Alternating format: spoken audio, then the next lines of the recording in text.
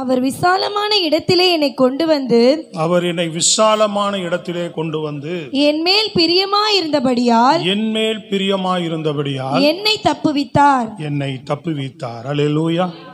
நாளின் செய்தி, என் மேல் பிரியமாயிருந்தார். ஸ்தோத்திரம். அல்லேலூயா. என் மேல் பிரியமாயிருந்தார். ஃபர்ஸ்ட் கொஞ்சம் எப்பவுமே கொஞ்சம் தள்ளி போற சொல்றாங்களே, ஒரு கேப் இது மறைக்கும். சரிங்களா? கொஞ்சம் கேமரா மறைக்கும், முகம் எனக்கு தெரியாது. அதனால கொஞ்சம் அப்படி உள்ள வந்துட்டீங்கன்னா காசு பின்னாடி இருக்கிறவங்க மாத்திரம். ஸ்தோத்திரம். Price the Lord. அவர் என் மேல் பிரியமாயிருந்தார் அப்படின்றான் சங்கீதக்காரன் தாவீது. அல்லேலூயா. எல்லாரும் ஜெபிப்போம். ஆண்டவரே, இந்த நாளில் எங்களோடு பேசும். ஸ்தோத்திரம் பண்ணுங்க. நீங்க கேட்கும் போது ஆண்டவர் நம்மோடு பேசுவார்.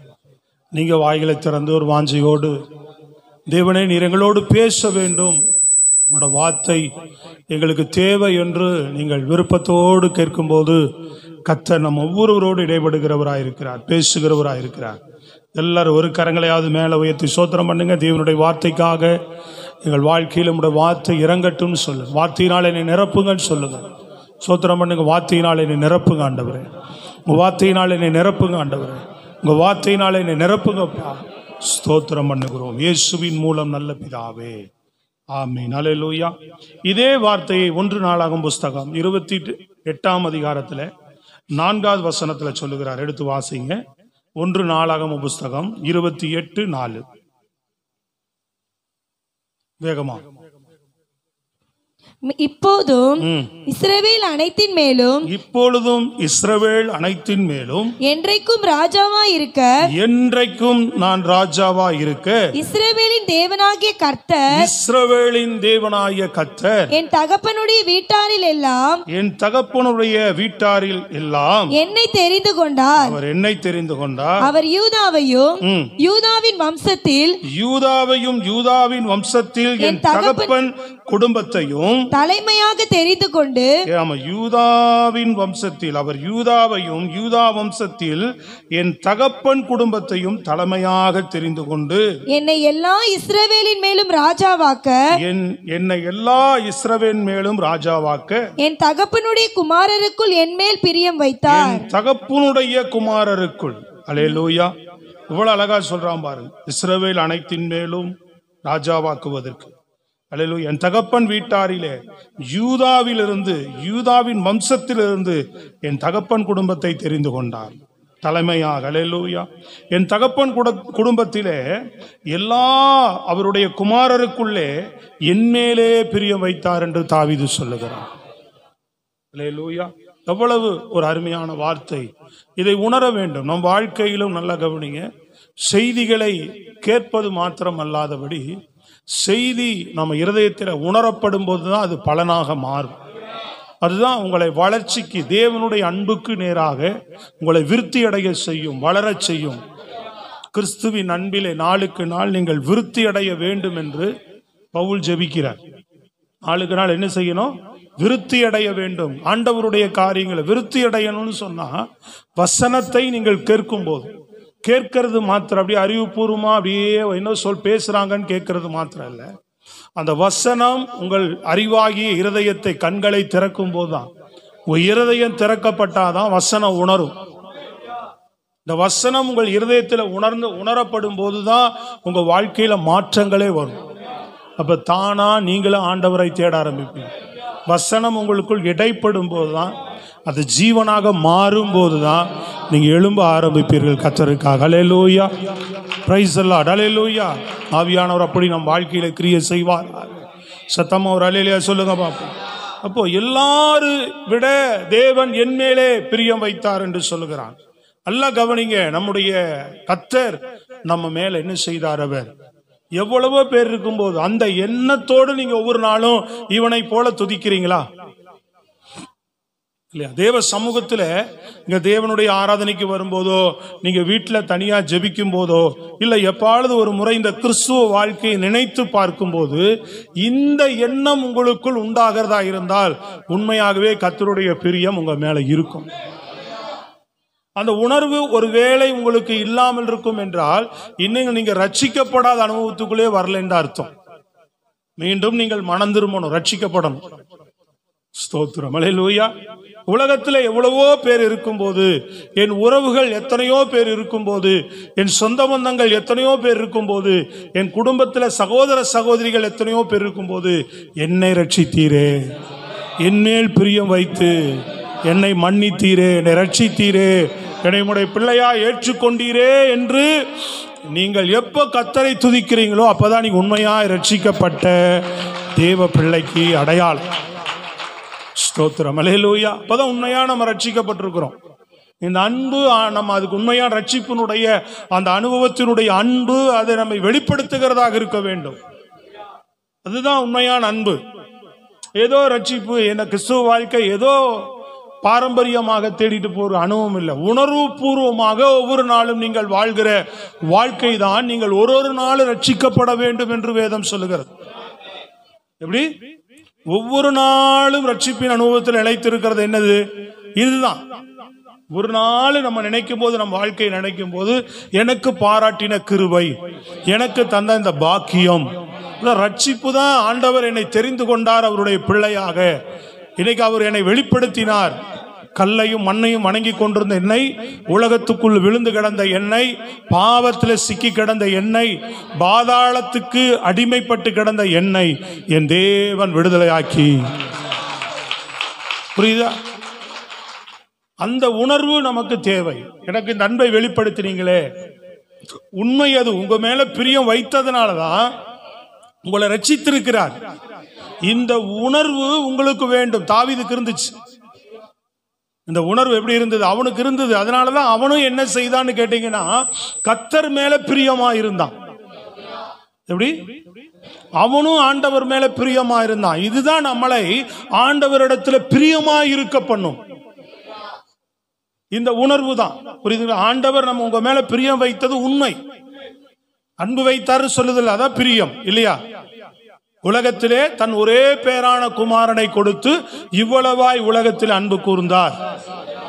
தேவன் அன்பாகவே இருக்கிறார், நம்ம மேல பிரியமானார். அப்போ நம்ம உங்க மேல பிரியமா இருந்ததுனாலதான் நீங்களாக வரல ஆண்டவரிடத்துல இல்லையா?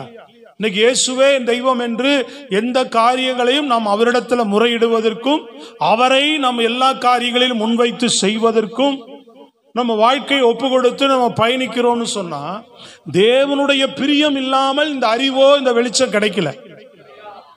அப்ப இயேசு உங்களை தெரிந்து கொண்டார், உங்க மேல பிரியம் வைத்திருக்கிறார். அப்ப அவர் உங்க மேல பிரியம் வைத்திருப்பதை நாமும் அறியும் போதுதான், அறிஞ்சு தாவீது துதிக்கிறான்.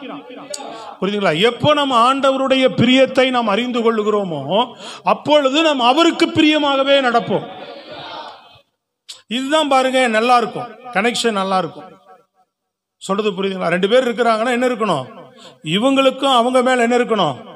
பிரியம் இருக்கணும். இவங்களுக்கும் என்ன இருக்கணும்? நம்ம மேல பிரியமா இருக்கணும். அவங்களும் என்ன செய்யணும்? தன்னுடைய பிரியத்தை வெளிப்படுத்தும் போதுதான் அந்த சிநேகம், அந்த நட்பு தடையில்லாம பயணிக்கிறதா இருக்கும். இப்ப ஆண்டவர் பிரியம் வைக்கிறார், ஆனா நம்ம செய்யற காரியங்கள் எல்லாம் ஆண்டவருக்கு பிரியம் இல்லாததாகவே இருந்தா, சொல்றது விளங்குதாங்க? அப்ப என்ன ஆகும்? தேவனுடைய பிரியம், அதாவது தேவனுடைய செயல் நம் வாழ்க்கையில குறையும். அப்போ தேவன் பிரியமா இருக்கிறார். தாவீதும் தேவன் மேல பிரியமா இருந்தார். பிரியமா இருந்து அவன் என்னெல்லாம் பிரியமா செய்தான் அப்படின்னு நம்ம பார்க்க போறோம். அப்படி அவர் அவன் மேல அவர் பிரியமா, இவர் பிரியமா இருப்பதை அறிந்து அவருக்கு பிரியமானதை இவன் செய்ததுனால தொடர்ந்து தேவன் தம்மை அவன் மேல பிரியமா இருந்தா அவனுக்கு என்னெல்லாம் செய்தார் அப்படின்றத நம்ம கொஞ்ச நேரம் தியானிக்க போகிறோம். அல்லேலூயா. கர்த்தர் நம்மோடு பேசுவாராக. சத்தமா சொல்லுங்க அல்லேலூயா. இத்தனை பேர் தேவ வார்த்தைக்காக ஏங்கி வந்திருக்கிறீங்க. கடந்த வார்த்தைக்காக ஜெபம் பண்ணீங்களா? நான் தொடர்ந்து கேட்கிறேன் உங்களிடத்துல. இந்த வாரம் இன்னைக்கு கேட்கிற செய்தியை நீங்க அடுத்த வாரம் வரைக்கும் ஜெபிக்கணும். ஸ்தோத்திரம், அல்லேலூயா. போன வாரம் கர்த்தர் என்ன பேசினார்? பெரியவராய் என் வாழ்க்கையில் இருக்கிறீர். ஒரு நாள் நீங்க அறிக்கை செய்யணும். அதை இன்றைக்கு நீங்க இன்றையிலிருந்து என்ன பண்ணணும்? ஒரு வாரத்திற்கு அடுத்த சண்டே நீங்க ஆராதிக்கு வர வரைக்கும் எம்மேல் நீ பிரியமா இருக்கிறீர் ஆண்டவர், உமக்கும் நான் பிரியமானதை செய்ய எனக்கு உதவி செய்யுங்க. சங்கீதக்காரன் கேட்கிறான் 143ஆம் சங்கீதத்துல, எடுத்து வாசிங்க பாப்பா. 143ஆம் சங்கீதம் 10வது வசனம் வேகமா. 143:10. உமக்கு பிரியமானதை செய்ய உமக்கு பிரியமானதை செய்ய எனக்கு போதித்தருளும். எனக்கு போதித்தருளும். நீரே என் தேவன், நீரே என் தேவன். உம்முடைய நல்ல ஆவி, உம்முடைய நல்ல ஆவி என்னை செம்மையான வழியிலே நடத்துவாராக. என்னை செம்மையான வழியில. அப்ப ஆண்டவர்கிட்ட கேட்கிறான் பாருங்க. ஆண்டவர் தன் மேல பிரியமா இருக்கிறத சொல்றவன் என் மேல் பிரியமா இருந்தார் அப்படின்ற அதெல்லாம் கடைசி காலத்தில் அவர் சொல்றாரு. நல்லா கவனிக்கணும், இதெல்லாம் கடைசி காலம். இப்ப ஆரம்பத்திலேயே தேவன் தன் மேல பிரியமா இருப்பதுன்னு உணர்ந்ததுனால அவன் ஆரம்பத்திலேயே ஜெபிக்கிறான். என்ன ஜெபிக்கிறான்? சத்தமா சொல்லு, உமக்கு பிரியமானதையே செய்ய. சத்தமா சொல்லுங்களேங்க, உமக்கு. அப்ப ஜெபம் இப்ப கேட்டோம்ல, ஜெபம் பண்ண, ஆண்டவரே குயவன் நீர் களிமண்ணான், அல்லேலூயா, என்னை பயன்படுத்தும், என்னை பயன்படுத்தும், சித்தம்படியே என்னை என்ன பண்ணுங்க, நடத்துங்க.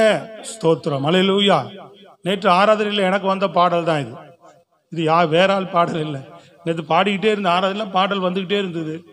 காலையிலேயும் உட்கார இதே பாட்டு தான் வந்துகிட்டே இருந்தது. அதை தான் இப்ப பாடினேன். ஸ்தோத்திரம். எதில் கேட்டு பாடல, நான் தனியா ஜெபம் பண்ணும் போது பாட்டு வந்துகிட்டே இருந்துச்சு. ஸ்தோத்திரம், அல்லேலூயா. அப்போ அவர் விருப்பம், அவர் பிரியம், அவர் சித்தம் எல்லாம் நம்ம செய்யணும்னு ஒரு ஏக்கம் நமக்குள்ள இருந்துகிட்டே இருக்கணும். இதெல்லாம் தான் நம்ம வாழ்க்கையை அவருக்கு பிரியமானதாக மாற்றும். சொல்றது விளங்குதாங்க? அப்ப ஆண்டவர்கிட்ட கேட்கிறான், எனக்கு தெரியாது, நமக்கு தெரியாது இல்லையா அவருக்கு பிரியதுன்னு சொல்லி. அப்போ இவன் கேட்டு செய்யறான் பாருங்க. அவருக்கு பிரியமானதெல்லாம் என்ன செய்தான் அப்படிங்கும் போது நிறைய லிஸ்ட் இருக்கு. அவருக்கு பிரியமான விஷயம்னா நிறைய லிஸ்ட் இருக்கு, உங்களுக்கு நிறைய தெரியும்.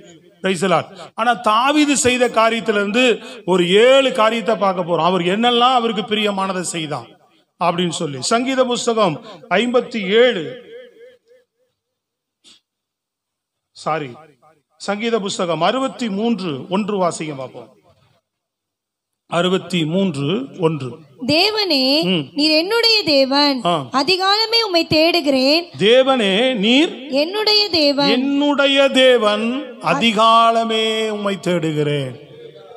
புரியுதுங்களா? என்ன செய்தாரு? அதிகாலமே ஆண்டவர். இது கர்த்தருக்கு பிரியம். எதெல்லாம் பிரியமானதை செய்தாருன்னு நம்ம பார்க்க போறோம். அதிகாலமே நீ எழுந்து கர்த்தரை தேடுவது அவருக்கு பிரியம்.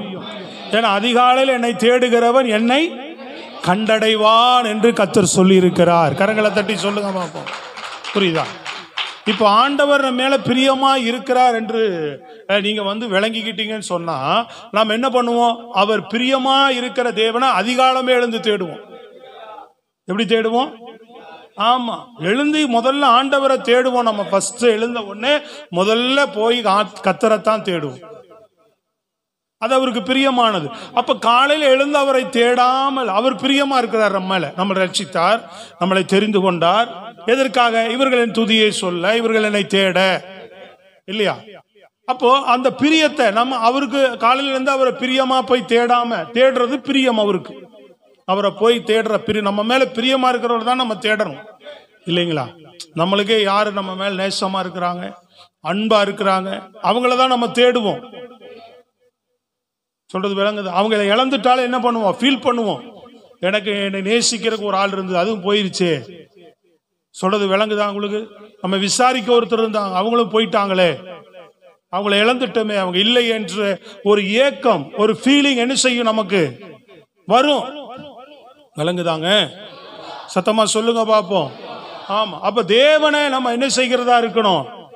காலையில தேடலைன்னா அவருக்கு அவர் அந்த பிரியம், அப்ப அவர் என்ன இருக்கும்? அவர் பிரியமா ஏங்குறார் ஒவ்வொரு நாளும்.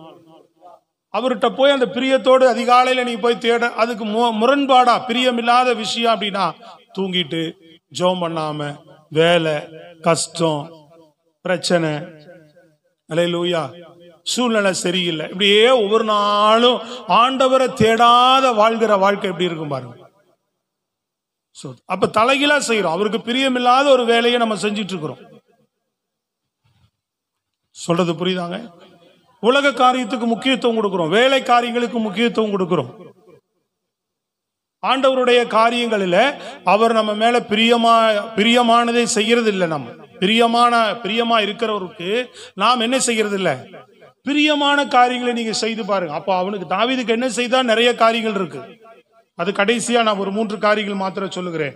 57ல 7-8 வசனம் வாசிங்க பாப்போம். சங்கீதம் 57 7-8 வசனம் வேகமா. என் இருதயம் ஆயத்தமா இருக்கிறது, என் இருதயம் ஆயத்தமா இருக்கிறது. தேவனே என் இருதயம் ஆயத்தமா என்ன சொல்றான் பாருங்க, எவ்வளவு அருமையான வார்த்தை பாருங்க. ஆண்டவரை பார்த்து சொல்ற, ஆண்டவரே என் இருதயம் ஆயத்தமா இருக்கிறது. எதுக்கு ஆயத்தமா இருக்கணும்? தேவனை தேடுறதுக்கு. உன் இருதயம் ஆயத்தமா இருந்தா உன்னை யாருமே அசைக்கவே முடியாது. சொல்றது புரியுதாங்க? ஒருத்தர் சில விஷயத்துல சொல்லுவாங்கல்ல, இவங்க முடிவு எடுத்துட்டா மாறவே மாட்டாங்க, இதே பேசிடு அதுலயே தான் உறுதியா இருப்பாங்க. கத்தரை தேடுறதுல அந்த உறுதி வேணுங்க. கத்தருடைய காரியத்துல அந்த வைராக்கியம் வேணுங்க. அவன் சொல்றான், என் இருதயம் ஆயத்தமா இருக்கிறது. தேவனே என் இருதயம் ஆயத்தமா இருக்கு. நான் பாடி கீர்த்தனம் பண்ணுவேன். எப்போ? கீழே வாசிங்க. என் மகிமையே விழி, என் மகிமையே விழி, வீணையே சுரமண்டலமே விழியுங்கள், வீணையே சுரமண்டலமே விழியுங்கள். அதிகாலையில் விழித்துக் கொள்வேன். எப்படி? அதிகாலையிலே உங்களை தேடுறதுக்கே இருதயம் ஆயத்தமா இருக்கு. அவன் இசையை கொண்டு ஆண்டவரை வாசித்து ஆராதிக்கிறவன் இல்லையா? அதனால காலையிலேயே சொல்றான், வீணையை விழித்துக்கொள், என்னோடு விழித்துக்கொள், சுரமண்டலமே என்னோடு விழித்துக்கொள். அதிகாலையிலே நான் தேட போறேன் ஆண்டவரை. கையை தட்டி சொல்லுங்களேன், விளங்குதா? அதிகாலையிலே நான் தேட போகிறேன். சோத்திரம். புரியுதாங்க? எத்தனை பேர் அதிகாலை எழுந்து ஆண்டவரை தேடுறீங்க? அது கர்த்தருக்கு பிரியம். அவர் உண்மையில பிரியமா இருக்கிறார். அல்ல, நீயும் என்ன செய்யணும்? அவருக்கு பிரியமானத. அதாவது ஜெபிக்கிறவங்க 1 hour ஜெபிக்கிறவங்க 1 hour ஜெபம் பண்ணுங்க. நான் ஜெபிக்காதவங்களுக்கு சொல்றேன், அட்லீஸ்ட் முதல்ல ஜெபமே பண்ணாம புதிதாக வந்துட்டு இருக்கிறவங்களுக்கு சொல்றேன். இல்லை நான் ஜெபமே 10 வருஷம் வந்தாலும் நான் ஜெபமே பண்றது இல்லைங்க, அப்படிதான் என் வாழ்க்கை போயிட்டு இருக்குன்னா, அட்லீஸ்ட் ஒரு 15 நிமிஷமாவது முதல்ல உட்கார்ந்து பழகு. அப்புறம் அது அரை மணி நேரமாக்கு, அப்புறம் 3/4 மணி நேரமாக்கு, அப்புறம் 1 மணி நேரமாக்கு. எடுத்தோன்னு நீ 1 மணி நேரம் போய் உட்காருனா, புதிதா நீ போய் உட்காந்து ஜெபிக்கிற ஆளுக்கு உனக்கு வராது. அதனால அட்லீஸ்ட் உட்காந்து 15 நிமிஷமாவது சோத்திரமாவது பண்ணி, ஏதாவது ஒரு பாடல், உனக்கு தெரிஞ்ச பாடலை பாடி, ஆண்டவரை என் வாழ்க்கையை ஒப்பு கொடுக்குறேன், நீங்க என்னை ரட்சித்தீர, அதுக்காக நன்றியாவது சொல்லிட்டு போ அவர் சமூகத்தை. ஸ்தோத்திரம். அல்லேலூயா. எத்தனை பேர் அப்படி தேடுறீங்க? ஆண்டவரை தேட தீர்மானிக்கிறீங்க. இன்னைக்கு இது ஆண்டவருக்கு செய்தியா கேட்டுட்டு போறது ஒண்ணுமே இல்லை. இன்னைக்கு ஆண்டவர் உங்களோடு பேசுறார் இல்லையா? தேவன் நம்மோடு இடைப்படுற, நம்ம மேல பிரியமா இருக்கிறேன் அப்படின்றார். அப்ப பிரியமா இருந்து தாவீது சொல்றான், என் மேல் அவர் பிரியமா இருந்தார் அப்படின்னா, அவன் சொல்றான், ஆண்டவர் உமக்கு பிரியமானதை, என் மேல் பிரியமா இருக்கிறவுக்கு நான் பிரியமானதை என்ன செய்யணும் அப்படி கேட்கிறான். அதிகாலையில தேடுவது அவருக்கு பிரியம். 2வது தாவீதிட்ட காணப்பட்ட காரியம், அவன் வேதத்தை நேசிக்கிறவனா இருந்தான். கர்த்தருடைய வேதத்தை நேசித்தான். வேதம், சங்கீத புஸ்தகம் 9:7 வாசிங்க பாப்போம். கர்த்தரோ என்றென்றைக்கும் இருப்பார், தம்முடைய சிங்காசனத்தை நியாய தீர்ப்புக்கு ஆயத்தம் பண்ணினார். இல்லம்மா, 9:7 சங்கீதம் 9:7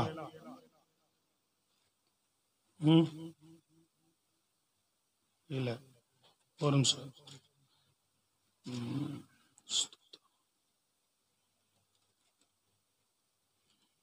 19:7 சார். 19:7 வாசிங்க.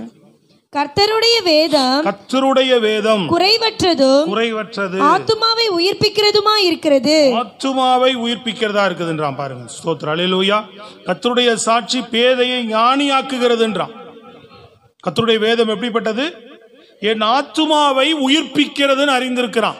வேதத்தை நேசிக்கிறவனாய் இருந்தால், கர்த்தர் எழுதி கொடுத்த அந்த வேத புத்தகத்தை நான் இது உங்களுக்கு எழுதி கொடுத்தேன், நீங்க இதை அந்நிய காரியமாய் கருதினீர்கள் என்றார் அப்படின்னு சொல்லியிருக்கிறார் ஆண்டவர். நிறைய பேர் அந்நிய காரியமா பைபிளே நிறைய பேர் கொண்டு வரது இல்லையா? சர்ச்சுக்கு வரும்போது உங்களுக்கு படிக்க தெரியுதோ இல்லையோ, இந்த வேத புத்தகத்தை சுமந்தால் இது உங்களை சுமக்கும். எப்பொழுதுமே கையை தட்டி சொல்லுங்க, நீ ஒன்று வாங்கி வச்சுக்கிறணும். ஸ்தோத்திரம். அல்லேலூயா. இப்படி நீங்க வேலைக்கு போகிறதா இருந்தா கூட சர்ச்சில் வச்சுட்டு போகலாம். இல்லை பின்னாடி உங்க வீட்டார் வராங்கன்னா அவங்க கையில கொடுத்துட்டு போகலாம். ஒரு 300 ரூபா 400 ரூபா கொடுத்து என்ன செய்யணும்? நல்ல தரமான ஒரு வேத புத்தகத்தை வாங்கி கையில வைத்துக் கொள்ள வேண்டும். வேதத்தை எப்பொழுது சுமக்க வேண்டும். அனுதினம் எடுத்து வேதத்தை நேசித்து வாசிக்க வேண்டும். ஸ்தோத்திரம், அல்லேலூயா. உனக்கு வேதம் வாசிக்க தெரியல, படிக்க தெரியாத ஆளா இருந்தா வேதத்தை விரித்து வைத்து காலையில் எழுந்து என்ன செய்யணும், அப்படி எடுத்து வேத புத்தகத்தை உனக்கு முன்பாக வைத்து முழங்கால் படியிட்டு கர்த்தரை துதிச்சு ஆராதிச்சு, இதுல 2 கரங்களை வைத்து, ஆண்டவரே நீர் எனக்கு எழுதி கொடுத்த இந்த வேத சத்தியங்களுக்காக நன்றி, உடைய வேத புத்தகத்துக்காக ஸ்தோத்திரம். இதுல இருக்கிற ஆசீர்வாதங்களை மட்டும் சொல்லணும். என்ன சொல்லணும்? நல்லா கவனிக்கணும். இதுக்குள்ள சாபம் இருக்கு, நியாய தீர்ப்பு இருக்கு, தண்டனை இருக்கு, நிறைய விஷயம் இருக்கு. நீ இதுல என்ன சொல்லணும்? கை வச்சு ஜெபிக்கும் போது இதுல இருக்கிறதெல்லாம் என் வாழ்க்கையில் அப்படியே ஆகட்டும் சொல்லக்கூடாது. அப்புறம் இதுல சாபம், இதுல இருக்கிறப்ப தண்டனை எல்லாம் உன் மேல வந்து கருத்தா ஜெபிக்கணும். விளங்குதா இல்லையா?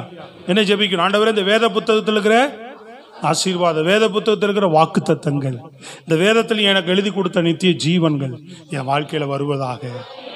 ரொம்ப தெரியலன்னா ஆண்டவர் இருக்கிற ஆசீர்வாதங்கள் என் வாழ்க்கையில வருவதாகன்னு சொல்லி வேதத்தை என்ன செய்ய மூடி ஜெபம் பண்ணி நன்றி சொல்லி எழுதி கொடுத்ததுக்கா கனப்படுத்துங்க. வேத புத்தகமே இல்லாம வாழலாமா? வேத புத்தகம்னா என்னன்னு நான் பார்க்காம ஒரு ரட்சிப்பு, ஒரு விசுவாசி இருக்கலாமா சொல்றது? இந்த வாரம் எடுத்துட்டு வந்து தூக்கித சர்ச்சில் போட்டு போறான் நிறைய பேரு, வீட்டுல தூக்கி போட்டு அதோட அடுத்த வாரம் தான். அல்லேலூயா. ஆமா, இப்படிப்பட்ட என்ன செய்கிறோம்? அவள நிலையில நம்ம காணப்படுகிறோம். ஸ்தோத்திரம். புரியுதா உங்களுக்கு? ஸ்தோத்திரம். சத்தமா சொல்லுங்க. ஆமா, நிறைய முறை பிரியமானவர்களே வேதத்தினுடைய இந்த மகத்துவங்களை நாம் என்ன செய்கிறது இல்லை, அறியறது இல்லை. ஸ்தோத்திரம். அல்லேலூயா. வேதத்தை அறிய வேண்டும். சங்கீதம் 1 என்ன சொல்லுது? இரவும் பகலும் என்னுடைய வேதத்தில் பிரியமா இருக்கிற மனுஷன் பாக்கியவான். புரியுதுங்களா? இரவும் பகலும் வேதத்துல பிரியமா இருக்கிற இந்த வேதத்தை நீ தியானிக்கும் போது, இதை நீ வாசிக்கும் போது, இதை நீ கை கொண்டு நடக்கும் போது இலை உதிராதிருக்கிற மரத்தை போல் இருப்பாய் என்று சொல்லப்பட்டிருக்கு. அல்லேலூயா. விசுவாசித்து வாசித்து பாருங்க.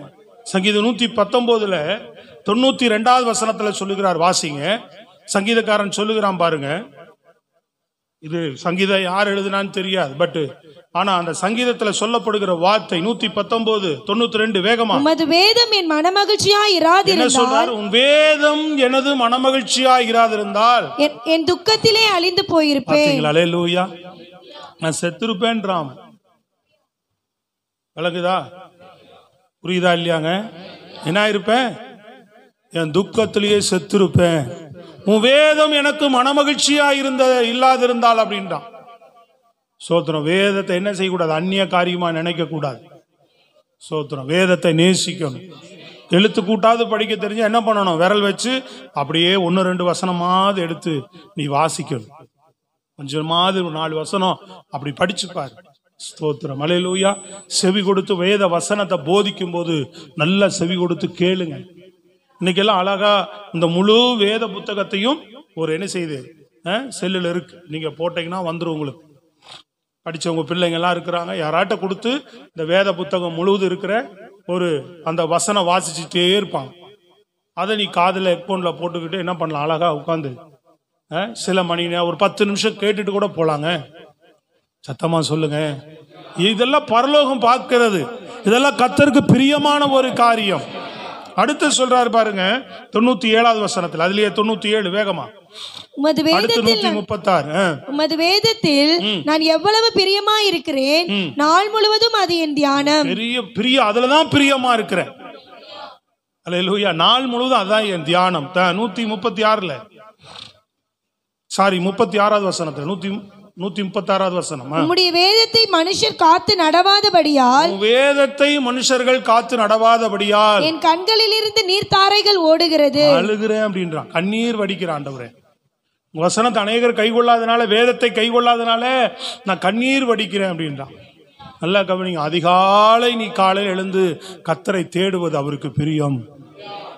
எது பிரியம்னு அறிந்து கொள்ளுங்க. Price the Lord. வேதத்தை நீ நேசிப்பது, வேதத்தை நீ வாசிப்பது, வேதத்தை நீ முக்கியத்துவப்படுத்துவது தேவனுக்கு பிரியம். எத்தனை பேர் படிக்க தெரிஞ்சவங்களா வேத தொடர்ந்து கண்டினியூஸா வாசிச்சுட்டு இருக்கிறீங்க? சத்தமா சொல்லுங்க. அல்லேலூயா. படிக்க தெரிந்த அத்தனை பேரும் இந்த மகத்துவத்தை மாத்திர ஒரு நாள் விற்றாதீங்க. 3வது காரியம் பார்க்கும்போது தேவனுடைய ஆலயத்தின் மேல் வாஞ்சியா இருந்தான். அது கர்த்தருக்கு பிரியம். ஏன்னா தன்னுடைய விலையேற பெற்ற பின்னாடி தூங்குறீங்களாமா, கேட்குறீங்களா? மாரியம்மா எல்லாம் கவனிக்கிறீங்களா? நல்லா விழிச்சு வசனத்தை நல்லா கவனிக்கணும். Price the Lord. சத்தமா சொல்லுங்க பார்ப்போம். கரங்களை உயர்த்தி நல்லா முழு பலத்தோடு. Price the Lord. ஆலயம் என்பது நீங்க நல்லா தெரிந்து கொள்ளுங்க, தேவன் தன்னுடைய சுய ரத்தத்தை கொடுத்து சம்பாதித்த சபை. சபை குறித்து என்ன சொல்லப்படுது? சத்தமா சொல்லுங்க. தேவன் ஜீவனை கொடுத்து மீட்ட சபை இல்லையா? தேவனுடைய ரத்தத்தினால்தான் நீங்கள் நானும் மீட்டப்பட்டோம். அவர் மரிச்சதனால் நீங்கள் நான் ரட்சிக்கப்பட்டோம். அதனாலதான் இந்த இடத்துல கூடி வருகிறோம். அதுதானே தேவனுடைய சபையா மாறுது. அங்கதானே கிறிஸ்து நம் நடுவிலே தலையா இருக்கிறார். நம்மெல்லாம் அவருடைய அங்கமும் சரீரமா இருக்கிறோம். கிறிஸ்து நமக்கு தலையா இருக்கிறார் என்று சொல்லப்படுது. சொல்றது புரியுதுங்களா? அப்ப ஆலயத்தின் மேல் என்ன வேண்டும்? வாஞ்சை. தேவனுடைய ஆலயத்தின் மேல ஒரு வாஞ்சை அவனுக்கு இருந்தது. வாசிங்க சங்கீதம் 122 1வது வசனம் வாசிங்க பார்ப்போம். 122ஆம் சங்கீதம் 1வது வசனம். கர்த்தருடைய ஆலயத்திற்கு போவோம் வாருங்கள் என்று எனக்கு அவர்கள் சொன்னபோது மகிழ்ச்சியா இருந்தேன். எப்படி இருந்த? ஆமா, ஹல்லேலூயா. எப்படி சொல்றான் பாத்தீங்களா? அது ஒரு காரியத்தை அவன் எப்படி சொல்றான் பாருங்க. என் இருதய ஆயத்தமா இருக்கிறது, சுரமண்டலமே வீணையே விழித்துக்கொள், அதிகாலமே விழித்துக்கொள் அப்படின்றான். ஸ்தோத்திரம். உங்க வேதம் எனக்கு எப்படி இருக்கிறது? மன மகிழ்ச்சி. இல்லைன்னா நான் செத்துருவேன் அப்படின்றான். அதுதான் எனக்கு பிரியம். ஒவ்வொரு நாளும் அது ஆத்துமாவை உயிர்ப்பிக்கிறதுன்றான். ஸ்தோத்திரம். ஹல்லேலூயா. இங்கே 3வது காரியத்தில் நம்ம பார்க்கிறோம், ஆலயத்துக்கு போலாம் வாங்கன்னு கூப்பிட்டாலே எனக்கு மகிழ்ச்சி, சந்தோஷம் வந்துருதுன்றான். சனிக்கிழமை வந்துட்டாலே எனக்கு என்ன ஆயிடுது? நாளைக்கு ஆராதனைக்கு போகணுன்ற ஒரு மகிழ்ச்சி எனக்கு இரவே உண்டாகிறது. அப்படின்றதான் உண்மையா நான் நம்ம முழு மனதோடு வந்து இங்க கர்த்தரை ஆராதிச்சு அவர் வசனத்தை கேட்கிற ஒரு ஆர்வத்தில் வந்தா அது சந்தோஷமா தான் இருக்கும்.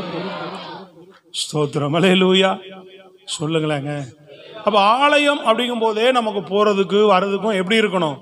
ஒரு மகிழ்ச்சி, ஒரு சந்தோஷம், ஒரு ஆர்வம் அதுல வருகிறதா? Praise the lord. ஹல்லேலூயா. நிறைய பேருக்கு என்ன வருது? ஆலயத்துக்கு போலாம் வாங்கணும்னு துக்கமே வருது. இது கர்த்தருக்கு பிரியமா இருக்குமா? சொல்லுங்க. Price the Lord. இது கர்த்தருக்கு பிரியம் கிடையாது. சபைக்கு போலாம், ஆராதனைக்கு போலாம் அப்படின்னாலே என்ன வரக்கூடாது? துக்கம் வருது, தூக்கம் வருது. என்ன வருது? சொல்லுங்க. நீங்க தான் சத்தமா சொல்லணும். நிறைய பேருக்கு என்ன வருது? உண்மையா நம்ம மனசாட்சி தான் நமக்கு சாட்சி. சத்தமா சொல்லுங்க. ஹல்லேலூயா. சபைனாவே நமக்கு துக்கமும் தூக்கம் வரக்கூடாது, மகிழ்ச்சி. ஆலயத்துக்கு போவோம் வாருங்கள் என்று அவர்கள் என்னை அழைத்த போது, தாவீதுடைய சங்கீதம் அதெல்லாம் எப்படி இருந்தேனா? மகிழ்ச்சியா இருந்தேன்றான். தொடர்ந்து வாசிங்க. 63:2 சொல்றான் பாருங்க. வேகமா வாசிங்க பார்ப்போம். 63:2 சீக்கிரம். 63:2 இப்படியே பரிசுத்த ஸ்தலத்தில் உம்மை பார்க்க ஆசையா இருந்து உமது வல்லமையும் உம்மை மகிமையும் கண்டேன். இப்படியே பரிசுத்த ஸ்தலத்தில் உம்மை பார்க்க ஆசையா இருக்கிறேன்றான். அந்த வாஞ்சை, அந்த ஆசை தான் என்ன பண்ணுது? வல்லமையும் உடைய மகிமையும் கண்டு ஆலயத்தில் அப்படியே ஒரு ஆர்வமா, தாகத்தோடு, வாஞ்சையோடு, ஆசையோடு நம்ம வந்தா, இங்க வந்தா கர்த்தருடைய வல்லமையும் கர்த்தருடைய மகிமையும் பார்க்க முடியும். சரி, இப்ப ஆலயத்தில் இருக்கிற உங்க சிந்தையெல்லாம் இங்கதான் இருக்கு. நான் வசனத்தை முழு மனசோட கேட்டுட்டு இருக்கிறவங்க கையெல்லாம் உயர்த்த வேண்டாம், இல்லையா நீங்க சொல்ல வேண்டாம். உங்க மனசாட்சி தான் சாட்சி. சில பேர் இல்லை தெரியுது, இங்க நாங்கள் பிரசங்கம் பண்ணும் போதே எங்களுக்கு தெரிஞ்சிடும். சோத்திரம். ஹல்லேலூயா. சில பேர் தூக்கத்தை தம் கட்டி கேட்கறதாங்க. சிலது ஏதோ சிந்தனையில கேட்டுட்டு இருக்கு, அவ்வளவுதான். சும்மா செவி வழியா கேளு. இது கூட வேதத்தை அசட்டை பண்ணுகிற காரியம். பிரசங்கம் பண்ணும் போதே முகத்தை பார்த்தாலே தெரிஞ்சிடும். சில பேர் அவ்வளோ ஆர்வமா தாகத்தோடு கேட்கறாங்க. ஹல்லேலூயா. நான் இது எதுக்கு சொல்றேன்னா, எல்லாரும் ஆர்வமா கேட்கணும். ஆண்டவர் 4 பேர் ஆர்வமா கேட்கலாம், 4 பேர் தூங்கலாம், 4 பேர் ஏதோ ஒரு எண்ணத்தில் இருக்கலாம். ஆண்டவர் சொல்லல, எல்லாரும் ஒரே மனமா ஒரே எண்ணத்தோடு கர்த்தருடைய வசனத்தை இன்னைக்கு எனக்கு போதிக்கப்படுகிறது. நான் அதன் மேலதான் என் கவனம் இருக்கு. ஸ்தோத்திரம். இந்த கவனத்தை திருப்புங்க. இதுக்கு கூட நம்ம மன்னிப்பு வேணும். ஆண்டவர் சிந்தை மாறும்போது, தேவனுடைய வசனம் போதிக்கப்படும் போது, நம்ம எண்ணங்கள் தேவ சமூகத்துக்கு வரும்போது, ஏன்னா சரீரத்தில் இருக்கிறோம், நம்ம எண்ணமும் மனசு கவனம் மாறிட்டே இருக்கும். புரியுதா உங்களுக்கு? ஆனா எண்ணத்தையும் மனசு இங்க கொடுத்துட்டீங்கன்னு சொன்னா எதுலையும் மாறவே மாறாது. வேற எதை பற்றி நினைப்பே வராது. ஸ்தோத்திரம், அல்லேலூயா. ஏன்னா அதிகமா கவனிச்சீங்கன்னு சொன்னா உலக பிரகாரமான காரியத்துக்கு நீங்க இடம் கொடுத்தீங்கன்னா உங்க மனது பூரா அது மேல இன்னும் சரீரம் வந்து ஒத்துழைக்கும். ஏன்னா அதை தான் நேசிக்குது, மண்ணைத்தான் நேசிக்குது அது. அதனால அது நல்லா ஒத்துழைக்கும் பாருங்க. முழு கவனமா ஈடுபடுவோம் அதுல, பிரியமில்லாத விஷயத்துல. ஆனா தேவனுக்கு பிரியமான விஷயத்துக்கு நீங்க வந்தீங்கன்னா அந்த சரீரம் ஒத்துழைக்காது, கொஞ்சம் அப்படியே எங்கெங்கயோ போகும். நீங்க தான் இழுத்து பிடிக்கணும் அதை இங்க தேவ சமூகத்துக்கு நேராக. பிரைஸ் காட், ஹல்லேலூயா. இன்னொரு அருமையான வசனத்தை சொல்றாரு பாருங்க. சங்கீதம் 84:10 சொல்றாரு பாருங்க, வேகமா வாசிங்க. சங்கீதம் 84:10. சேனைகளின் கர்த்தாவே 1000 நாளை பார்க்கிலும் உமது பிரகாரங்களில் செல்லும் ஒரே நாள் நல்லது. 1000 நாளை பார்க்கிலும் ஆலயத்தில் இருக்கிற ஒரு நாள் நல்லது. ஆகாமிய கூடாரங்களில் வாசமா இருப்பதை பார்க்கிலும், உலகத்தில் இருப்பதை பார்க்கிலும், என் தேவனுடைய ஆலயத்தின் வாசற்படியில், என் தேவனுடைய ஆலயத்தின் வாசப்படியிலே காத்திருப்பதையே தெரிந்து கொள்ளுவேன். கையை தட்டி சொல்லுங்கள், அல்லேலூயா. Praise the Lord. நிறைய பேர் இந்த சண்டே போனா அடுத்த சண்டே அது 1.5-2 மணி நேரம் வந்து உட்காந்து போயிடும். அதோட சபையில் இங்கே என்ன நடக்குது, ஏது நடக்குது, என்ன சமாச்சாரம், எத்தனை கூட்டம் நடக்குது, ஒன்றும் தெரியாது. ஸ்தோத்திரம், அல்லேலூயா. ஒரு கவனம் இருக்காது. சண்டே ஒருவேளை சப்போஸ் அந்த ஃபர்ஸ்ட் சர்வீஸுக்கே வர முடியலன்னா என்ன பண்ணிடுறோம், செகண்ட் சர்வீஸுக்கும் வரமாட்டோம். ஸ்தோத்திரம், அல்லேலூயா. அப்புறம் சரி, செகண்ட் சர்வீஸும் உண்மையாவே உடம்பு முடியல, ஏதாவது ஒரு பிரச்சனை ஆகி போச்சுன்னா செவ்வாய்க்கிழமை இடையில ஒரு கூட்டம் இருக்கு, அதுக்கு போகலாமே. அல்லேலூயா சொல்லுங்க பார்ப்போம். இப்படி ஏதாவது ஒன்றில் நாம் தேவனுடைய ஆலயத்துக்கு நாம் இந்த வாரத்தில் போயிட்டு வரணும். வாரத்தில் ஒரு நாள் 2 முறை என்ன செய்யணும், அதாவது ஒரு நாள் முழுதும் வந்து போவதில்லை, நம்ம 1 மணி நேரம் வந்து போகிறோம். இடையில எதுக்கு வைக்கிறோன்னா ஆலயத்தோடு தேவனோடு ஒரு உறவு நமக்கு இருப்பதற்காக தான் தேவன் இப்படிப்பட்ட கூட்டங்களை சபையில் ஏற்படுத்தி வைத்திருக்கிறார்.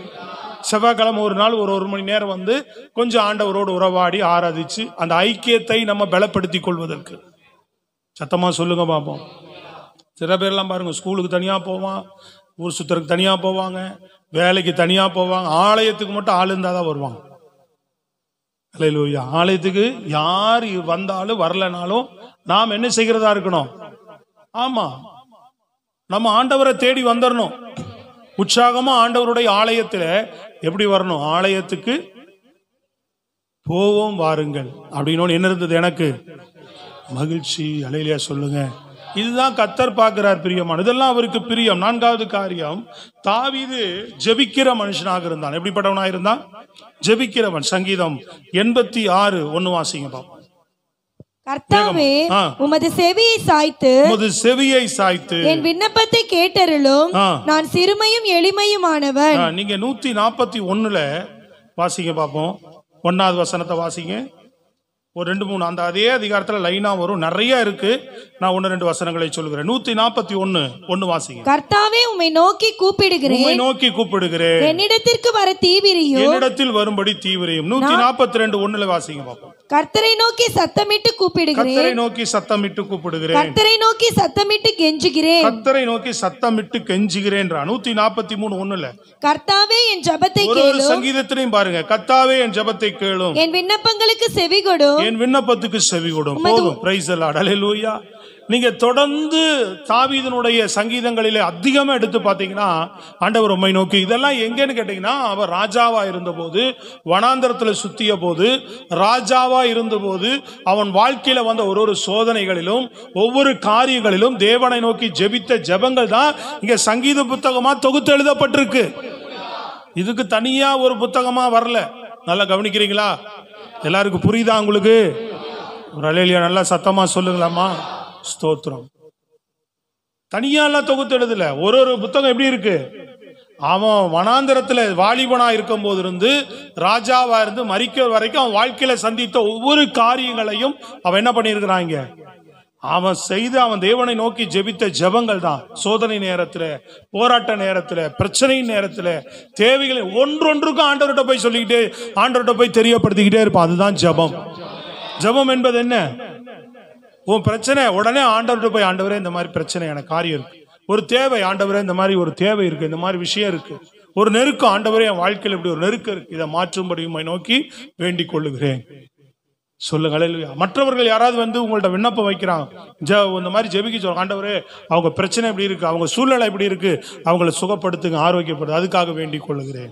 ஒருத்தர் விரோதமா உனக்கு விரோதமா பேசுறான், ஆண்டவரே தேவையில்லாம ஒருத்தர் எனக்கு விரோதமாய் பேசுறாங்க, கையெடுக்கிறாங்க, எழும்புறாங்க, நீங்க பார்த்து கொள்ளுங்க அப்படின்னு ஆண்டவர்கிட்ட போய் சொல்லுது. எல்லாவற்றையும் பழைய ஏற்பாட்டு காலத்துல புதிய ஏற்பாட்டு காலத்துல செய்கிற மாதிரி பழைய ஏற்பாட்டு காலத்துல ஒவ்வொன்றையும் தேவனிடத்துல போய் தெரியப்படுத்தி ஜெபிக்கிற மனுஷனா இருந்தான். அதனால தேவனுக்கு பிரியமா இருந்தது.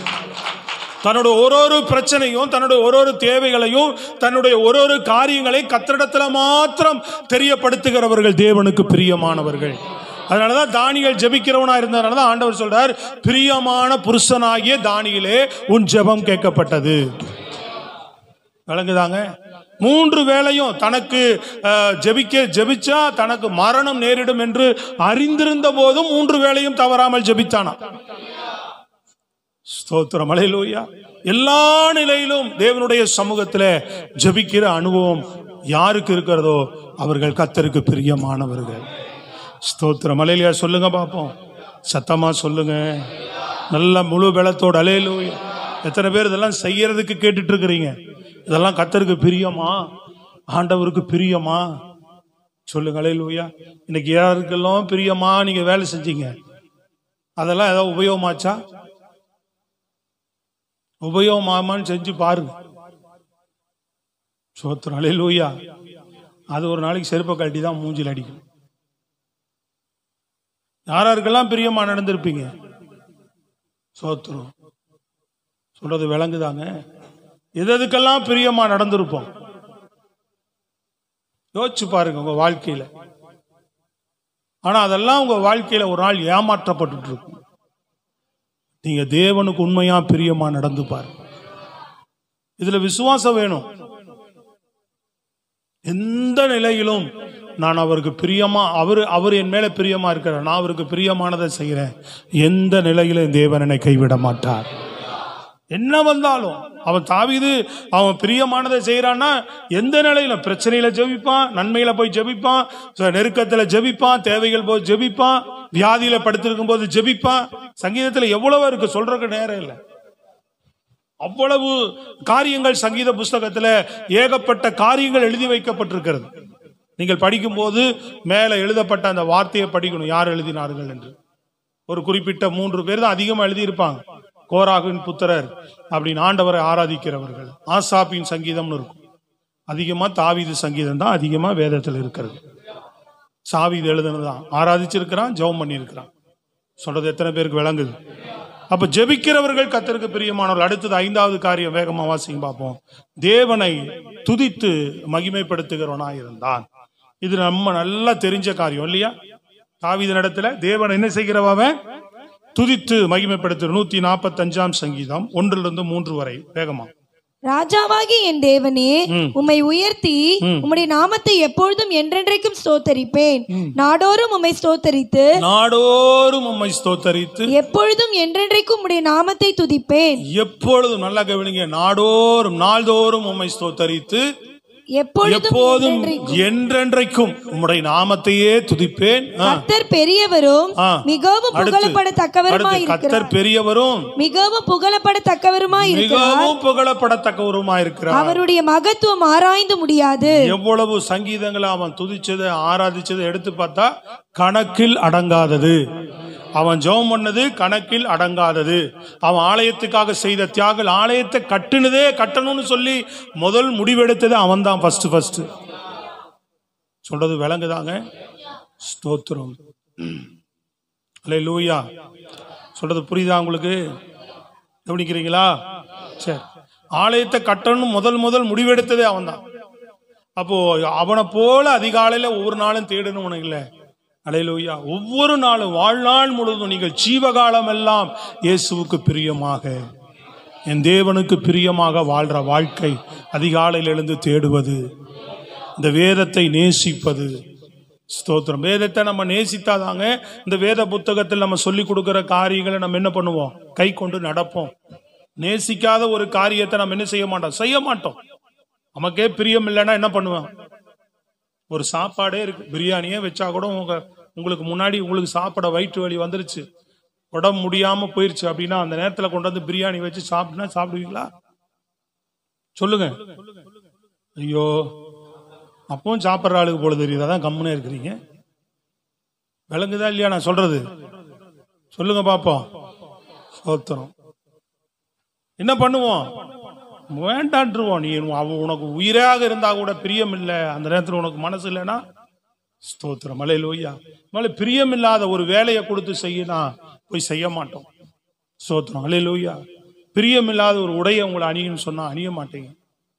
பிரியம் இல்லாத வேலையை செய்ய மாட்டோம். அப்போ பிரியத்தோடு நீ வேதத்தை நாம் கை கொண்டாதான் நமக்கு என்ன வரணும்? இதெல்லாம் எது தேவையோ அதன் மேல நம்ம பிரியப்படுகிறவர்களாக இருக்க வேண்டும். அப்ப வேதம் நமக்கு பிரியமா இருந்தால் ஆட்டோமேட்டிக்கா நம்ம என்ன பண்ணுவோம்? ஸ்தோத்திரம். அல்லேலூயா. ஆட்டோமேட்டிக்கா வேதத்தை நம்ம கை கொண்டு நடக்கிறவர்களாக மாறும். அவன் அதிகாலையில தேடினான், வேதத்தின் மேல பிரியமா இருந்தான், ஆலயத்துக்கு வாஞ்சியோடு வந்தான், கர்த்தரை எப்பொழுதும் துதிக்கிறவனாயிருந்தான். அதாவது மகிமைப்படுத்திக்கிட்டே இருக்கிறவனா இருக்கிறான். ஒவ்வொரு காரியங்களுக்கும் ஒவ்வொரு விஷயங்களுக்கும் ஆண்டவருக்கு நன்றி சொல்லுகிற, ஸ்தோத்திரம் பண்ணுகிற, தேவனை துதிக்கிற, தேவனை மகிமைப்படுத்துகிற ஒரு இருதயம் தேவ பிள்ளைகளுக்குள் இருந்து கொண்டே இருக்கணும். ஒவ்வொன்றுக்கும் நன்றி சொல்லணும். நீ சம்பளத்தை கையில வாங்கணும்னு ஆண்டவருக்கு நன்றி சொல்லணும். இன்னைக்கு காலையில் எழுந்து உட்கார்ந்தோன்னு இன்னைக்கு ஜீவனோட நான் உட்கார்ந்துருக்கிறேன். யார் தேவன் ஜீவன் கொடுக்கலாம் முடியாங்க? சொல்லுங்க. இன்னைக்கு எவ்வளவு சம்பவத்தை பார்க்கிறோம். ஒரு நொடியில என்னென்னலாம் மாற்றங்கள் வருது, ஒரு நொடியில எப்படி எல்லாம் சம்பவங்கள் நடக்குது. நம்ம இன்னைக்கு ஜீவனோடு இருக்கிறோம்னா கர்த்தர் கொடுத்தது. அல்லேலூயா. இந்த ஆயுசு நாட்கள் கர்த்தர் கொடுத்தது.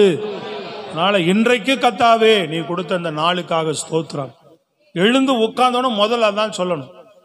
எழுந்து உட்கார்ந்தானு இப்ப எல்லாம் என்னத்தை தேடுறது? செல்ல தேடுறது, எவன் மெசேஜ் அனுப்பிச்சான், எவன் அதை அனுப்பிச்சான், இதை அனுப்பிச்சான், இதுதான் தேடுறோம் இன்னைக்கெல்லாம். முதல்ல எழுந்து உட்கார்ந்தானே கர்த்தர் என்ன பண்ணணும்?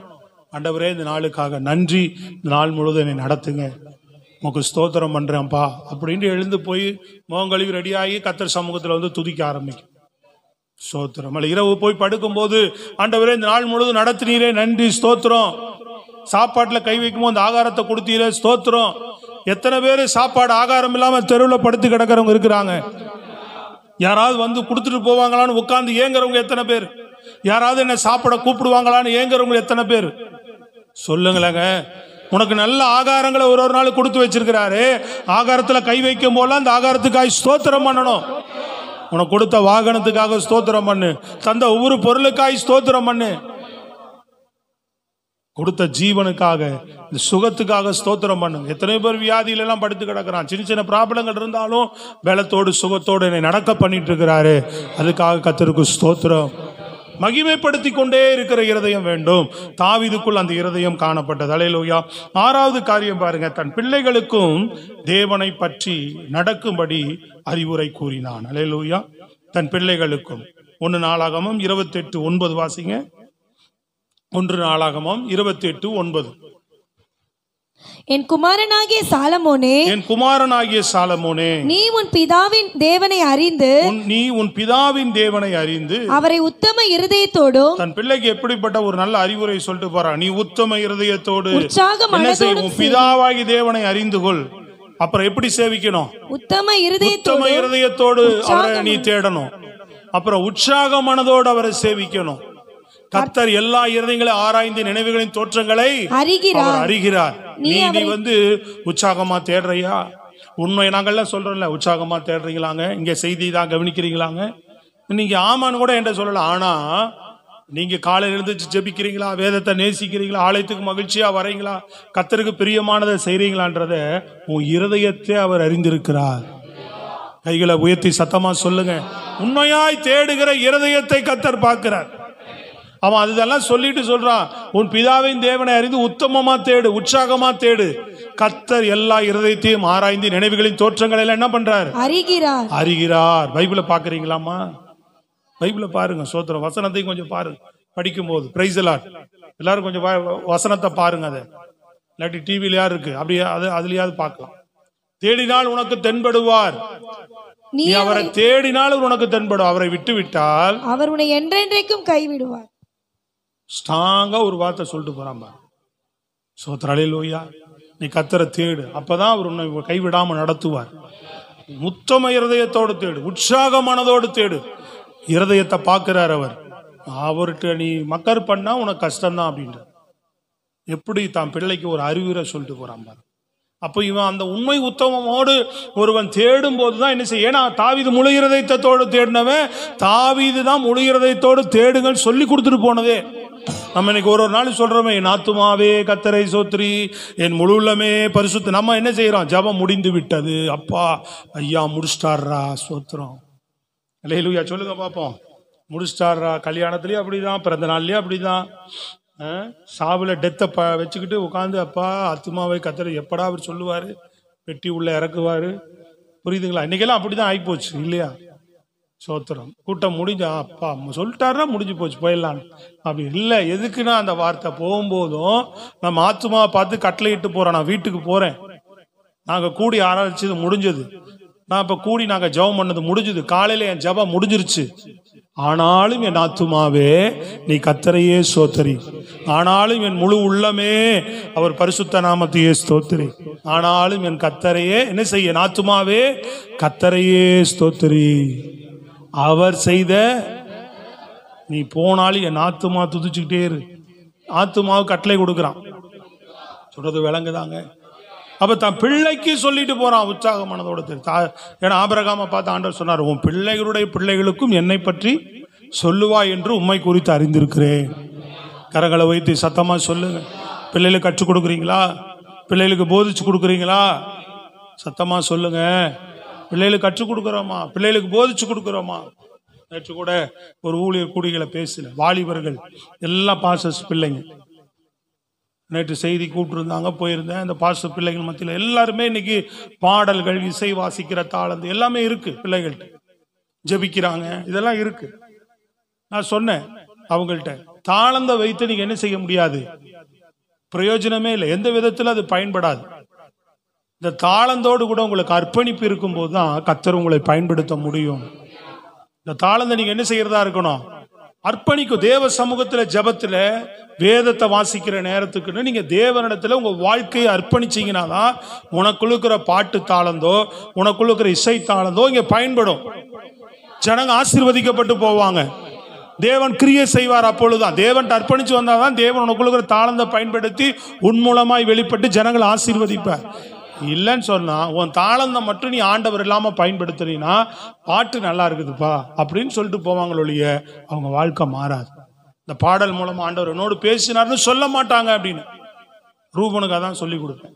ஸ்தோத்ராலி இன்னைக்கு வரைக்கும் அவன் ஆரம்ப நாட்கள் நான் தான் சொல்லி கொடுக்குறான். அப்படிதான் இருக்கிறான் இன்றைக்கும்.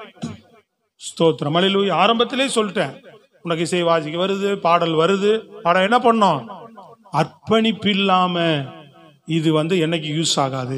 ஜெபத்தில் அர்ப்பணிச்சுக்கிட்டே இரு. சத்தமா சொல்லுங்க அல்லேலூயா. அப்ப ஜெபத்திலேயே அவன் அர்ப்பணிச்சு காலேஜுக்கு போற ஒரு காரியங்களுக்கும் சரியான சில விஷயங்களை நம்ம முக்கியத்துவங்களை சொல்லி கொடுத்துடணும். ஏதோ போனேன் படிச்சேன் வந்தேன்னு வராத, ஒரு நோக்கம். இந்த பையன் வந்தான், இந்த பீரியட்ல எங்களுக்கு ஒரு பிரயோஜனமா இருந்ததுன்னு காலேஜ் இருக்கிறவங்க சொல்லத்தக்கதாக நீ ஜெபம் பண்ணு. கர்த்தர் இந்த 2வது வருஷம் அப்படி அவனை நடத்துறார். ஸ்தோத்திரம். அல்லேலூயா. நேற்று ஒரு அபிஷேக கூட்டத்தில் அநேகரை அபிஷேகம் பண்ணும்படி அவனை கூட சேர்ந்து பயன்படுத்தி இருக்கிறான். அவன் பிரேயர்னால அநேகர் அபிஷேகம் பெற்றாங்கன்னு சொல்றான். ஸ்தோத்திரம்.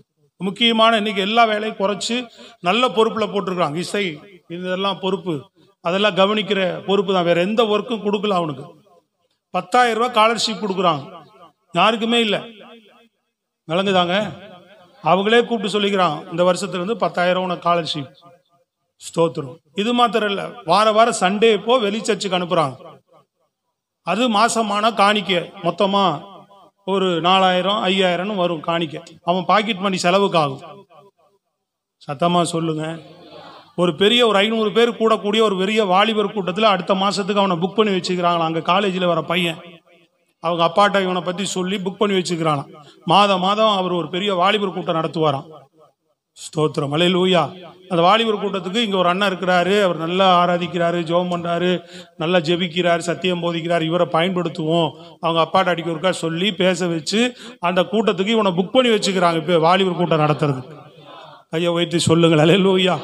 அர்ப்பணிப்பு இருந்தால் ஆண்டவர் தானாக எடுத்து நம்மை பயன்படுத்துவார். நிறைய நெருக்கடிகள், போன வருஷம் பூரா நெருக்கடி, அதன் மத்தியிலும் அர்ப்பணிப்பை விடாம ஜெபம் பண்ணிக்கிட்டே இருந்தேன். நான் போன வருஷம் காலேஜில் எல்லாம் நெருக்கடி, கண்ணீர், பயங்கர கண்ணீர், முடியவே முடியாதுன்ற அளவுக்கு அவனுக்கு சூழ்நிலை. ஆனா அர்ப்பணிப்பை விடாதே, ஜெபம் பண்ணு, உறுதியா நெல்லு, கர்த்தர் கிரியை செய்வார்னு சொல்லிட்டே அவன் ஜெபத்திலையும் அர்ப்பணிப்புலையும் நின்னதுனால இந்த வருஷம் வாசல்கள் நிறைய திறக்கிறார். அப்போ உன் வாழ்க்கையில நெருக்கடிகள் வரும்போது, உன் வாழ்க்கையில சோதனைகள் வரும்போது சோர்ந்து போய் விட்டுறீங்க. தொடர்ந்து ஜெபித்து பாருங்க, கர்த்தருடைய வல்லமை வெளிப்பட ஆரம்பிக்கும். உன்னை நெருக்கடியிலேயே நடத்த மாட்டார், விசாலத்துல கொண்டு போவார். அதுதான் அவன் சொல்றான் சங்கீதக்காரன், கர்த்தர் என் மேல் பிரியமா இருந்தபடினாலே என்னை என்ன பண்ணார், என்னை விசாலத்திலே கொண்டு போய் என்னை தப்புவித்தார். அவர் கண்டிப்பா பிரியமா இருக்கிற பிள்ளைகளை நெருக்கத்திலே விட மாட்டார். உங்களுக்கு ஒரு புது வாசலை, ஒரு புது வழி, அதான் விசாலம். உனக்கு ஒரு புதிய வாய்ப்பை, ஒரு புதிய காரியத்தை கட்டாயம் செய்வார் என் தேவன். சத்தமா சொல்லுங்க அல்லேலூயா. அதனால ஜெபம், தேவனோடு இருக்கிற அந்த அன்பு, அவர் மேல வைத்திருக்கிற பிரியம், அவர் வைத்திருக்கிற பிரியம் ஒரு நாள் மாறலங்க. நம்ம மேல அவர் வைத்திருக்கிற பிரியம் ஒரு நாள் மாறல. நாம் அவர் மேல் வைத்திருக்கிற பிரியம் ஒரு நாள் மாறவே கூடாது. தன் பிள்ளைக்கு போதித்தான். 6வது காரியம். 7வது காரியம் பாருங்க, தேவனுக்கு உற்சாகமாய் கொடுக்கிறவனாக இருந்தான். தேவனுக்கு எப்படிப்பட்டவனாக இருந்தான்? உற்சாகமாய். 1 நாளாகமம் 29ஆம் அதிகாரம் 23வது வசனம். வேகமா வாசிங்க பாப்போம். 29, 23. அப்படியே சாலமோன் தன் தகப்பனாகிய தாவீதின் ஸ்தானத்திலே கர்த்தருடைய சிங்காசனத்தில் ராஜாவாய் வீற்றிருந்து பாக்கியசாலியாய் இருந்தான். இஸ்ரவேலர் எல்லாரும் 1 நாளாகமம் 29, 23. அப்படியே சாலமோன் அதல்ல, கடைசியில் 1 நாளும் 14 வாசிங்க. 2-3 வசனம். சாரி, 29, 2-3. நான் என்னாலே இயன்ற மட்டும் என் தேவனுடைய ஆலயத்திற்கென்று 3 வசனத்தை 23 சொல்லிட்டேன். 2வது வசனமும் 3வது வசனம். என் தேவனுடைய ஆலயத்துக்கென்று பொன் வேலைக்கு பொன்னையும் வெள்ளி வேலைக்கு வெள்ளியையும் வெண்கல வேலைக்கு வெண்கலத்தையும் இரும்பு வேலைக்கு இரும்பையும் மர வேலைக்கு மரத்தையும் பதிக்கப்படத்தக்க காந்தியுள்ள கற்களையும் பலவர்ண கற்களையும் விலையேற பெற்ற சகலவித ரத்னங்களையும் வெண்கற்பாலங்களையும் கோமேதக முதலிய கற்களையும் ஏராளமாக சவதரித்தேன். இன்னும் என் தேவனுடைய ஆலயத்தின் மேல் நான் வைத்திருக்கிற வாஞ்சையினால் பரிசுத்த ஆலயத்துக்காக நான் சவதரித்த அனைத்தையும் தவிர எனக்கு சொந்தமான பொன்னையும் வெள்ளியையும் என் தேவனுடைய ஆலயத்துக்கு கொடுக்கிறேன். கரங்களை தட்டி சொல்லுங்க அல்லேலூயா. தேவனுக்கு அது பிரியம். நீங்க அது ஏன் பிரியம்னு 2 கொரிந்தியர் 9:7 பவுல் சொல்றார். வாசிங்க. 2 கொரிந்தியர் 9:7. வேகமா கடைசி வசனம், வேகமா வாசிங்க பாப்போம். 2 கொரிந்தியர் 9:7. அவனவன் விசனமாயும் அல்ல, கட்டாயமாகும் அல்ல, தன் மனதில் நியமித்தபடியே கொடுக்க கடவன். உற்சாகமாய் கொடுக்கிறவனிடத்தில் தேவன் பிரியமாயிருக்கிறார். அல்லேலூயா. கரங்களை தட்டி சொல்லுங்கள். இதை அறிந்ததனாலதான் உற்சாகமா கொடுத்தான். காணிக்கை தேவனுக்கு கொடுக்கிறது எப்படி கொடுக்கணும்? உற்சாகமாக கர்த்தருக்கு செலுத்த வேண்டும். ஸ்தோத்திரம். அதிகாலை எல்லாமே இந்த பிரியத்தோடு செய்யணும். தேவன் மேல இருக்கிற பிரியத்துல போய் செய்யணும். ஸ்தோத்திரம். அதிகாலை தேடுவது, வேதத்தை நேசிப்பது, இதெல்லாம் அவருக்கு பிரியம். அல்லேலூயா. அவரை துதிப்பது, அவர் சமூகத்திலே ஜெபிப்பது, அவரை ஆராதிப்பது, மற்றவர்களுக்கு ஆண்டவரோட அன்பை நாம நடக்கிற மாதிரியே மற்றவர்களை நடக்கும்படி சொல்லுவது, கர்த்தருக்கு உற்சாகமாய் கொடுப்பது. எதுலையுமே அவன் மிஸ் ஆகவே இல்லை. கரெக்டா அட்டெண்டன்ஸா செய்தான்.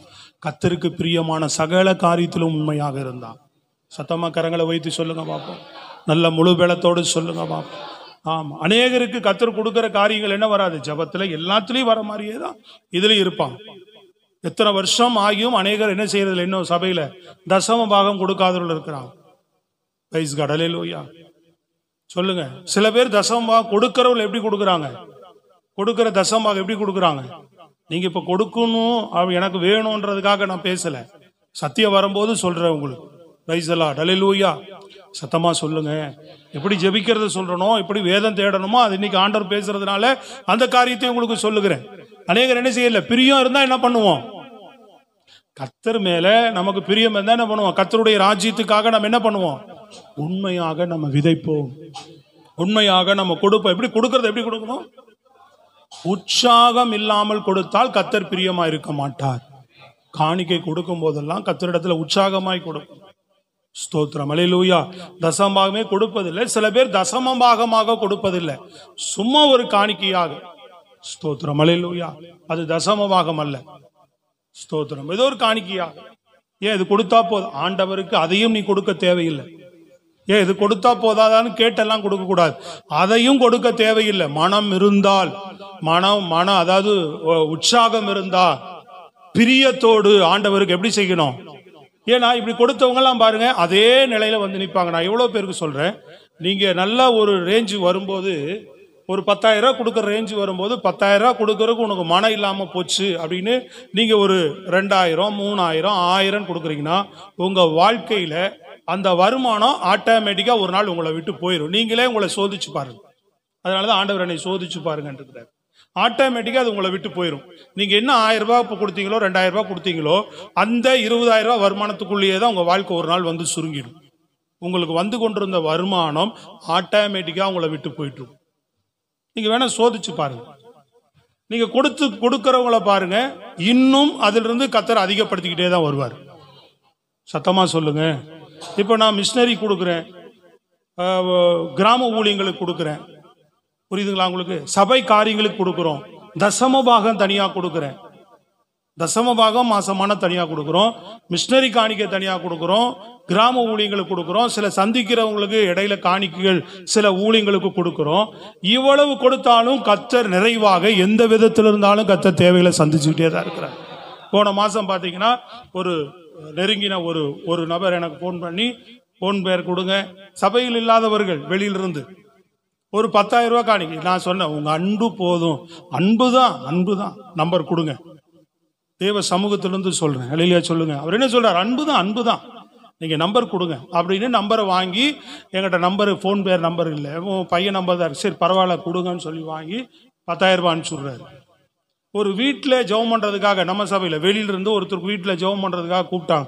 பட் கட்டாயம் பண்ணிட்டே இருக்கிறாங்க. என்னடா இது கூப்பிட்டுக்கிட்டே இருக்கிறாங்களே, சரி போயிட்டு வந்துருவோம் அன்பு நிமித்தமா கூப்பிடுறாங்கன்னு போனா, அவங்களுக்கு சம்பள சேலரி அதிகமாக கிடைச்சிருக்கான். அப்ப எனக்கு ஒரு காணிக்கை கொடுக்கணும்னு 10,000 ரூபாய் காணிக்கை எடுத்து வச்சிருக்கிறாங்க. ஸ்தோத்திரம், அல்லேலூயா. போனோனே கொடுத்து அனுப்புறாங்க. இது போல போன மாதம் மட்டும் வெளியிலிருந்து திடீர்னு ஒரு தம்பி, ஒரு வியாபாரம் நடந்தது, வரவே மாட்டான் சபைக்கு. நம்ம சபையில் ஒரு தம்பி எப்பாவது ஒரு முறை வந்து போற ஆள் தான். ஒரு ஜெபம் பண்ணேன், இந்த வியாபாரமே ஒரு சரக்கு விற்காம இருந்தது, கர்த்தர் அதை விற்று கொடுத்தாரு. திடீர்னு ஒரு நாள் போன் பண்ணி சர்ச்சில் இருக்கும்போது தேடி வந்து 10,000 ரூபாய் காணி கொடுத்துட்டு போனான். போன மாதம் மே மாதம் நிறைய செலவு இருந்தது. வெளியிலிருந்து மாத்திரம் கிட்டத்தட்ட ஒரு 40,000 வெளியிலிருந்து மாத்திரம் காணிக்க வந்துச்சு எனக்கு. சோத்திரம், சத்தமா சொல்லுங்களேன்.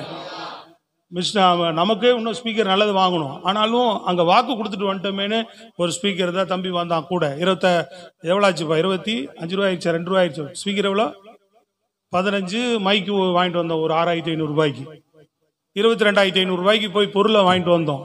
விசுவாசத்தில் நம்பிக்கையில வாங்கிட்டு வந்தோம். கர்த்தர் அதுக்கு மேலாக கொடுக்க வல்லவராக இருந்தார். கரங்களை தட்டி சொல்லுங்க, அல்லேலூயா. அப்போ நமக்கு என்னென்ன காரியங்கள் தேவையோ, என்னென்ன வேணுமோ, யாராவது மூலமாகவும் என்ன செய்வார், நமக்கு கொடுக்க வல்லவராக இருக்கிறார். உங்களுடைய வருவாயை அதிகப்படுத்தி எந்த விதத்திலாலும் உங்களை ஆசீர்வதித்து உயர்த்த வல்லவராக இருக்கிறார். கடைசி வரைக்கும் உங்களை போஷித்து காப்பாற்றி கொண்டே வருவார். ஸ்தோத்திரம், அல்லேலூயா சொல்லுங்க. எனக்கு தெரியும் சில பேர் உண்மையா அவ்வளவுதான் 2,000 ரூபாய் தான் சம்பாதிக்கிறேன், 200 ரூபாய் தான் தசம்பாகத்தை உண்மையா விதைச்சிட்டு போனவங்களா இருக்கிறாங்க. வாரம் 2,000, 150 ரூபா, 100 ரூபாய் தசம்பாகம் வாரம் கொடுத்தவங்களா இருக்கிறாங்க. ஆனா அவங்க வாழ்க்கையில இன்றைக்கு 3,000, 4,000 தசம்பாகம் கொடுக்குற அளவுக்கு அவங்க வருவாய் உயர்த்தி இருக்கிறார் ஆண்டவர். ஆரம்ப நாட்கள் அங்கே சுனாம்கால சர்ச்சில் இருக்கும்போது 150 ரூபா, 200 ரூபான்னு வாரம் கொடுத்துட்டு போவாங்க. எனக்கே வாங்குறதுக்கு சில நேரம் கஷ்டமா இருக்கு அவங்கள்ட்ட. அன்னைக்கு உண்மையா விதைச்சதுனால படிப்படியா அவங்க வருமானத்துல இன்னைக்கு 3,000, 4,000 அவங்க வாழ்க்கையில தசம்பாகம் கொடுக்குறாங்க. ஸ்தோத்திரம், அல்லேலூயா சொல்லுங்களேன். சத்தமா கரங்களை உயர்த்துங்க. எங்க சுத்தியும் ஒரு கேட்ல இருந்து தேவனுக்காக நம்ம விதைக்கும் போது தேவன் நம்ம எல்லாவற்றிலும் உயர்த்துகிறவராக இருக்கிறார். எல்லாவற்றிலும் ஆசீர்வதிக்கிறவர். இதுவும் பிரியம். அதான் போட்டிருக்கு, உற்சாகமாய் கொடுத்தாதானா. நல்லா கவனிக்கணும், சத்தமா சொல்லுங்க. எப்படி? உற்சாகமாய் கர்த்தருக்கு கொடுத்தா மாத்திரம்தான் அது கர்த்தருக்கு பிரியமான காணிக்கை. உற்சாகம் உங்களுக்குள்ள வரலைன்னா நீங்க கொடுக்காம இருப்பதே நல்லது. ஸ்தோத்திரம், அல்லேலூயா. ஜெபமோ தேவனை தேடுகிற விதங்கள் எல்லாவற்றிலும் நீங்கள் அவருக்கு பிரியமானதை செய்தால் அவர் உங்க மேல பிரியமா இருந்து ஒரு 3 காரியம் ரொம்ப பெருசு செய்தி. அல்லேலூயா. ஆனா சுருக்கமா 2 நிமிஷம் 3 நிமிஷத்துல உங்களுக்கு நீங்க அவர் பிரியமா இருக்கிறார், நாம் அவருக்கு பிரியமானதை செய்தால் அவர் என்னெல்லாம் செய்வார் அப்படின்னு தாவீதுக்கு ஏகப்பட்ட காரியங்களை செய்திருக்கிறார். 3 காரியம் சுருக்கமா சொல்லி முடிக்கிறேன். 1, தேவன் அவனோடு இருந்தார். வசனத்தை காக்க நேரம் இல்லை, சுருக்கமா சொல்லி முடிக்கிறேன். தேவன், இதுதாங்க இருக்கிறதுலயே பெஸ்டான ஒரு காரியம். இம்மானுவேல், இயேசு நம்மோடு கூட இருக்கிறவர். இதோ சகல காரியங்கள் நாட்களும் உங்களோடு கூட இருப்பேன். அதை தான் சாலமோனுக்கு சொன்னா, நீ பிரியமா நடந்தீன்னா கர்த்தர் உன்னோடு கூட இருப்பார். நீ கர்த்தர் உன்னோடு இருந்தா போற வழியில செங்கடல் உனக்கு தடையா இருந்தாலும் செங்கடலையும் பிளந்து உன்னை வழி நடத்துவதற்கு என் தேவன் வல்லமையுள்ளவராக இருக்கிறார். நல்ல கரங்களை தட்டி சொல்லுங்க பாப்போம். புரியுதா உங்களுக்கு? ஸ்தோத்திரம், அல்லேலூயா சொல்லுங்களேங்க சத்தமா, நல்ல முழு பலத்தோடு. அல்லேலூயா.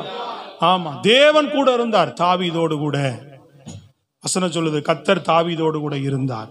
2வது தாவீதினுடைய காரியத்துல பாத்தீங்கன்னா, தாவீதை போன இடமெல்லாம் காப்பாற்றினாராம்.